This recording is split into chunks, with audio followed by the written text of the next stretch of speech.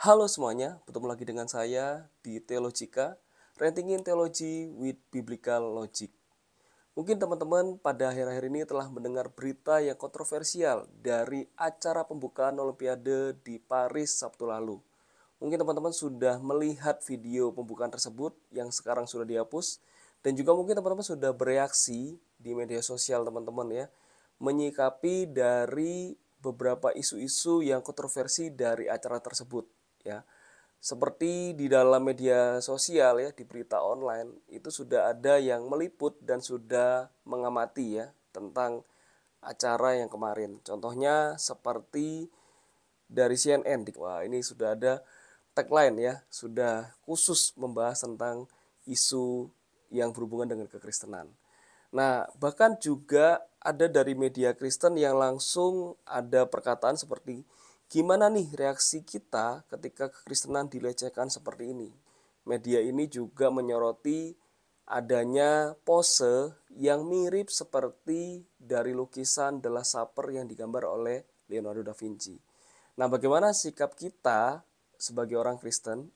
Apakah kita akan ikut-ikutan menyerang atau kita nggak tahu? Nah, pada video kali ini, Theologica akan melihat dengan cara yang tepat. Jadi sebelum kita menyerang atau kita bertahan atau mungkin kita tidak beropini, kita harus punya proposisi yang jelas dulu. Jadi jangan sampai karena oh ini mirip nih dengan kekristenan lalu kita merasa tersakiti, merasa dilecehkan lalu kita menyerang gitu ya. Dan kalau misalnya nggak ada hubungannya lalu kita tidak bergeming, nggak ya. Nah, kita akan sama-sama akan belajar melihat satu persatu supaya kita menjadi orang Kristen yang punya worldview yang jelas. Jadi kita nggak ikut-ikutan seperti orang-orang lain ya.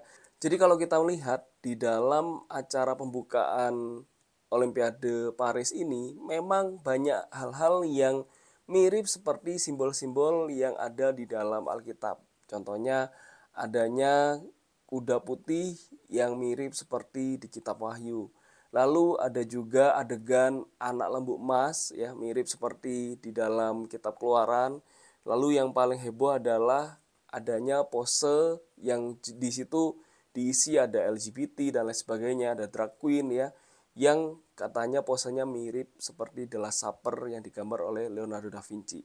Nah, sebelum kita mengkomen dari kekristenan, kita harus tahu dulu cara pandang tujuan dari acara Olimpiade ini. Jadi memang kalau kita lihat Olimpiade ini kan asal muasalnya Olimpiade modern itu dimulai di Prancis pada tahun 1894. Prancis ini menjadi tempat permulaan dan 2024 ini mereka punya kesempatan kembali. Dari sejarah Olimpiade modern ini tentu dari Olimpiade kuno ya yang berhubungan dengan dewa-dewi Yunani. Jadi kalau kita lihat simbol-simbol yang ada di sini itu tidak serta-merta berhubungan dengan kekristenan. Karena kita harus tahu bahwa Olimpiade sendiri asalnya bukan acara olahraga, tapi acara keagamaan. Tapi sekarang itu diubah menjadi ya memang acara olahraga yang diikuti oleh negara-negara lain. Tapi kan ini berhubungan dengan kekristenan. Nah, kita harus lihat dulu ya bahwa yang direpresentasikan di dalam acara pembukaan tersebut apakah memang menyinggung kekristenan atau mereka punya filosofi yang lain.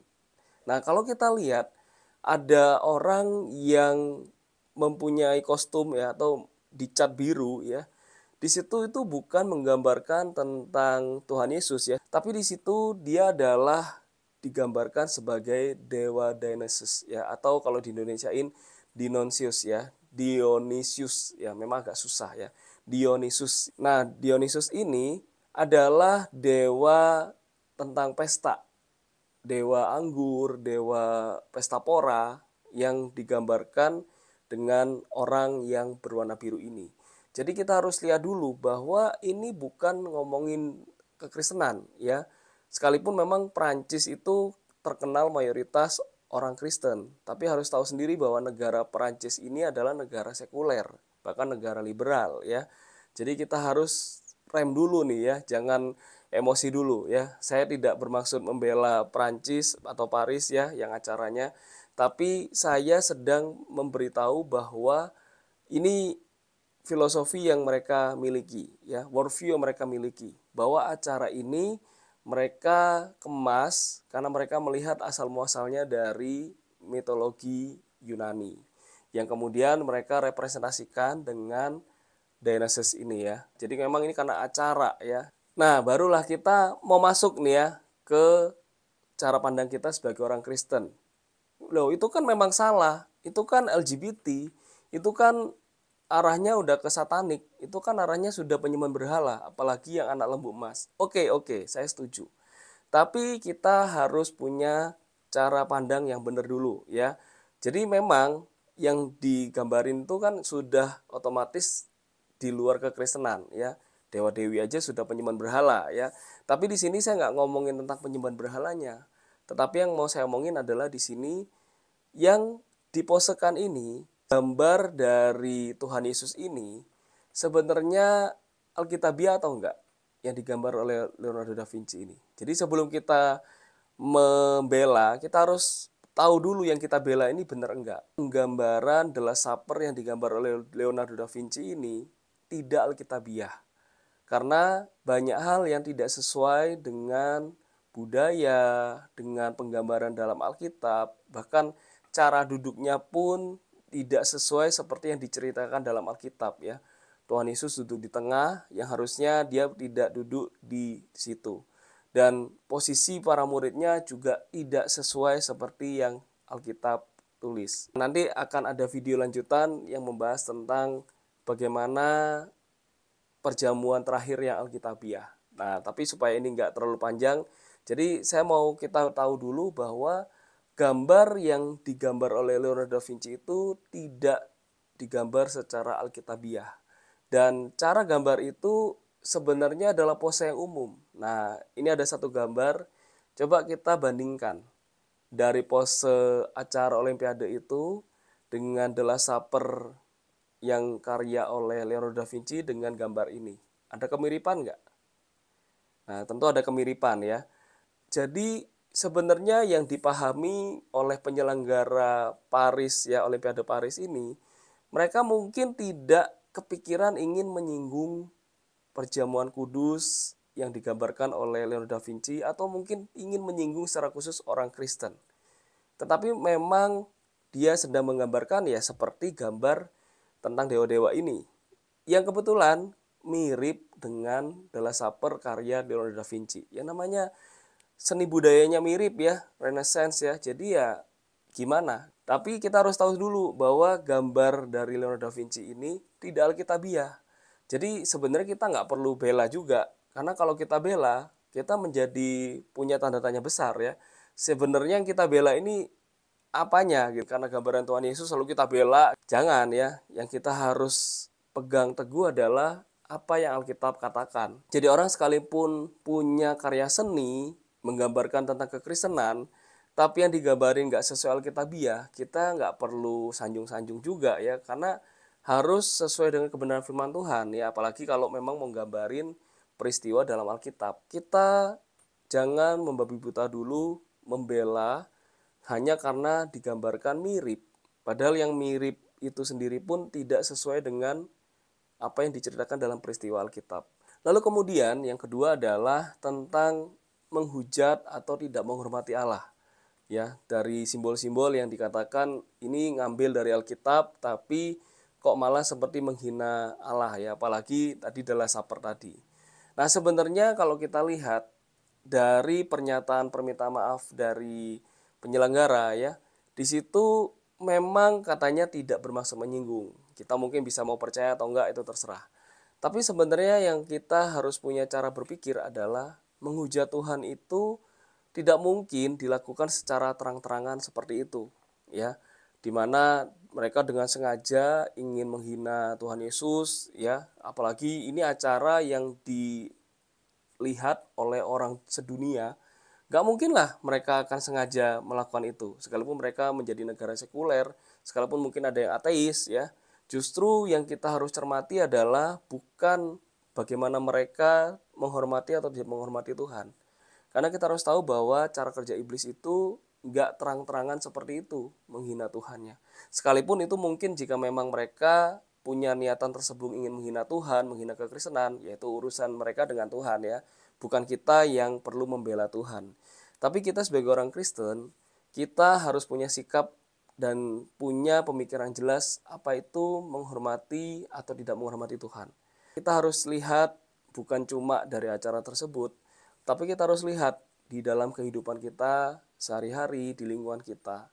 Misalnya nih ya, kita sebagai orang beragama, tetapi kita melihat ketidakadilan, lalu kita biarkan. Itu juga kita sebenarnya sedang tidak menghormati Tuhan. Terjadi rasis, lalu hal itu dibiarkan. Bukankah itu juga terjadi disebut dengan tidak menghormati Tuhan yang menciptakan manusia yang berbeda-beda? Nah, kita tentu tidak perlu jadi pahlawan kesiangan ya, menegur semua orang. Tetapi setidaknya kita sebagai orang percaya, kita bisa melakukan sesuatu yang berhubungan dengan diri kita maupun dengan sekitar kita. Yang pasti akan berdampak dengan banyak orang. Salah satunya tentang menghormati atau tidak menghormati Tuhan.